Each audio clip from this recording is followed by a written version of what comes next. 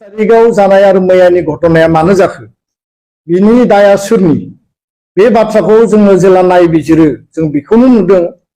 जे लिंसन रंफारनि इनिशिएटिभआव थांनाय 13 दिन बेयाव पिसफुल आमरण अनशन माने पिसफुल हांगार स्ट्राइक बेयाव सोलिबाय थादोंमोन आरो मेन कारना दाबिया जाबाय जे कार्बि आंलंआव थानाय हा हुखौ रक्षणाबेक्षण होनांगौ आरो खेरनियाव थानाय पिजिआर भिजिआर हाखौ माने बेयाव थानाय सुबुंफोरखौ एभिक्शन खालामनानै बे हाखौ प्रोटेक्शन खालामनांगौ जे हाया ट्राइबेलनि बा सिक्स शेड्यूलनि दा बिथांमोना जे माने डेमोक्रेटिक हांगार स्ट्राइकआव दंबाय थायोमोन आरो बेखौबो मिथिदों जे 22 तारिखनि 4टा बाजियाव बेलासियाव कार्बि आंलं अट'नमास काउन्सिलनि सिएम तुलिराम रंहां बिथाङा सावरायगोन प्रटेस्टारफोरजों बा आन्दोलनकारिफोरजों किन्तु बिनि फुंबिलियावनो फुंनि 3टा बाजियावनो पुलिस प्रशासन बाहायनानै कुनु खोथा गैया बाथ्रा गैया बेयाव थानाय सुबुंफोरखौ लिंसन रंफार आरो 7 जन सुबुंखौ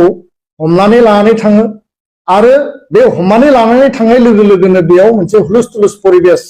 मोनसे सृष्टि जायो जे शान्तिपूर्ण गणतान्त्रिक आन्दोलनाव थानाय सुबुंफोरखौ सावरायनो तारिख होनानै टाइम होनानै आरो 12-13 दिनहालागै सावरायालासिनो थानानै हठातनो बिथांमोनखौ मानो मान लाना थांखो उनाव सरकारा बुंबाय जे बिथांमोननि देहाया नोरिया जानायनि थाखाय बिथांमोनखौ ट्रिटमेन्टनि थाखाय जिएमसिएचआव लाबोदों किन्तु आसरित खोथा डिफु मेडिकेल कलेज दङ नगाव मेडिकेल कलेज दङ माने सिभिल हस्पिटाल दङ गुबुन गुबुन दङ बे थासेयावबो मा कारनाव फुंनि 3टा बाजियाव बे डाक्टार नार्स लांनानै बे सेलाइन ट्रिटमेन्ट खालामनो हायोमोन जाथाय बे प्रशासननि सरकारनि जे आक्रोशमूलक जे नीति सावरायनो तारिख होनानै टाइम होनानै बिथांमोनखौ हमनानै लांनाय बेनो मेन बे जाथायनि मूल कारन होननानै जों बुंनो सानो आरो बिथांमोना जास्टिस न्याय नागिरनानैसो दिनै बे आमरण अनशनाव बिथांमोना जिरायदोंमोन बे जाथायखौ लानानै दुलाराय बर' फरायसा आफादा जोङो स्ट्रंलि आसाम सरकारखौ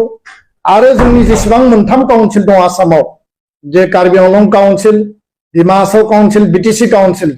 मोनथाम काउन्सिलनि सिङाव थानाय जोंनि सिक्स शेड्यूलनि जे अस्तित्व सिक्स शेड्यूलाव थानाय ट्राइबेलफोरनि अस्तित्वनि बाथ्रा जोंनि आइडेन्टिटिनि बाथ्रा जोंनि ट्राइबेल बेलेन्स ब्लकनि बाथ्रा बे गासैखौबो रैखाथि होनांगौआ काउन्सिलनि दायित्व कारण आर्टिकल 244(2) स्पष्टयै लिरनाय दङ जे सिक्स शेड्यूलआ मोनसे अट'नमास मोनसे काउन्सिल जे काउन्सिला माने गावहानो लेन्ड राइट आरो गावहानो लेजिस्लेटिभ एक्जिकिउटिभ बे पावारफ्रा दङ आरो बेखायनो आसाम सरकारा बिनि सायाव बेबस्था लानांगौ सिक्स शेड्यूलनि सरकारा बिनि सायाव बेबस्था लानांगौ किन्तु दिनै कार्बि आंलंआव जि जाथाय जाबाय बे जोबोद दुखुनांथाव आरो बे मोनसे आनवान्टेड सिचुएशन आरो दिनै जोङो नुदों जे बिथांमोनजों सावरायनांगौमोन डायलग बिथांमोनजों एमिकेबल नेगोसिएशन सल्युशन दिहुननांगौमोन किन्तु सरकारनि आक्रोशमूलक नीतिनि थाखाय बे घटनाया जादों दा बेखायनो गुबुन मोनसे बिथिङाव दिनैनि बे प्रेस बिबुंसारनि गेजेरजों जोङो क्लियारलि बुंनो नागिरदों जे जोङो खोनाबाय थादों बिटिसिनि मानगोनां चिफ हाग्रामा महिलारि बिथाङा बिटिसिआव गोदानै सरकार फैनायनि उनाव हा पाट्टा होनो बिथाङा नागिरदों आरो जायफोरा हा गैजाया जायफोरनियाव हानि डकुमेन्टस गैया बिथांमोननो हा पाट्टा होनो नागिरनाय जि रिजोल्यूशन डिसिजन बेखौ जों वेलकाम खालायो कारण थांनाय समावबो थांनाय सरकाराबो माखासे हा पाट्टा बिथांमोनाबो होनानै गालांदों किन्तु खोथाया जाहैबाय जे बिटिसिनि सिक्स शेड्यूलनि हाखौ होनो थांनायाव हा पाट्टा होनो थांनायाव जाहाथे बेयाव बे खोथाया स्पष्ट जायो जे रियेल इन्डियान सिटिजेना सोर प्रकृत भारतीय नागरिकआ सोर आरो लोगोसेनो 2003 नि सिगां बेयाव ट्राइबेलजों लोगोसे बनाफाइड जायफोर सेटलार सिटिजेन्सफोर दङमोन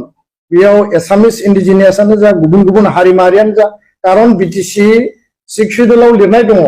जे ट्राइबेलनि अधिकाराबो प्रोटेक्शन थागोन एज वेल एज नन ट्राइबेलनि अधिकाराबो बे प्रोटेक्शन थागोन किन्तु खोथाया जाहैबाय रियेल भारतीय नागरिक 2003 नि सिगां जायफोरनि बिमा बिफाया दंमोन आबै आबौआ दंमोन आजै आजौआ दंमोन दा फिसा फिसौआ दङ बिसोरा हा मोननायाव जोंहा आपत्ति गैया आरो बेलेन्ट ब्लक जिखिनि ट्राइबेल बेलेन्ट ब्लक दङ 19टा बे बेलेन्ट ब्लकआव जायफोरा प्रटेक्टेड क्लास ट्राइबेलनि राइटआथ' थाखानांगोनखा प्रटेक्टेड क्लास जि मोनब्रै हारि दङ